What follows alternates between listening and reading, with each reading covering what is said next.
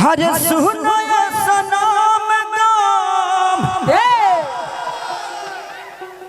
हरे देहल बढ़िया रे वाह यो शेर हरे जिए के मन न करे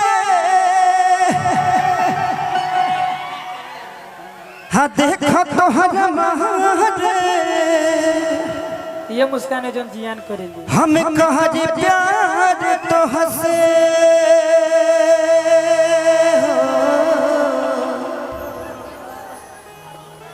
हम कहा जी प्यार तो हंसे तू तो सजा दे लो सुनो सनम गाम दिहल मारिया रे सुनो सनम गाम दिहल मारिया रे जिए के मन न करे देख तो हर मारे जिए के मन न करे देख तो हर मारे चंदू हम कहा जी प्यार तो हंसे क्या बात हम कहा जी प्यार तो हंसे तू तो सजा देलू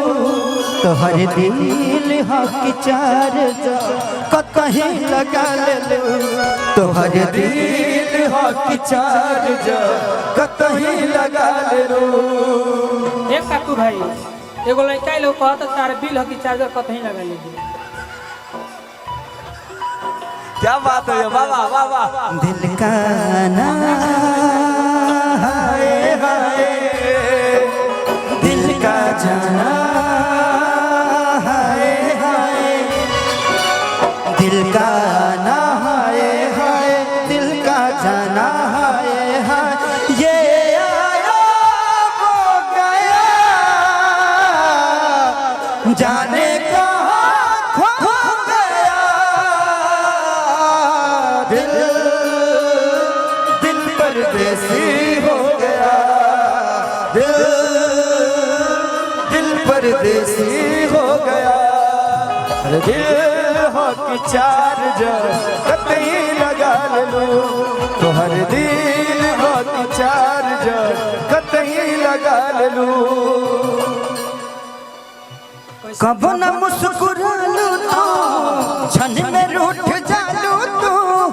जरूरत जैसे दिया वैसे बुत जालू तो ऐसे पोत जालो तो जरत होई किया जैसे ऐसे पोत जालो तो कब न मुस्कुरालू तो छन में रूठ जालू तो जरूरत जैसे दिया हो से बुत जालू तो ऐसे पोत जालो तो जरत हो के दिया ऐसे ऐसे पोत सुते न देलू सपनों में तू की जगह भेलू सुते न देलू सपनों में तू की जगह भेलू तोहर दिल हक चार्ज कतई लगा लेलू तोहर दिल हक चार्ज कतई लगा लेलू।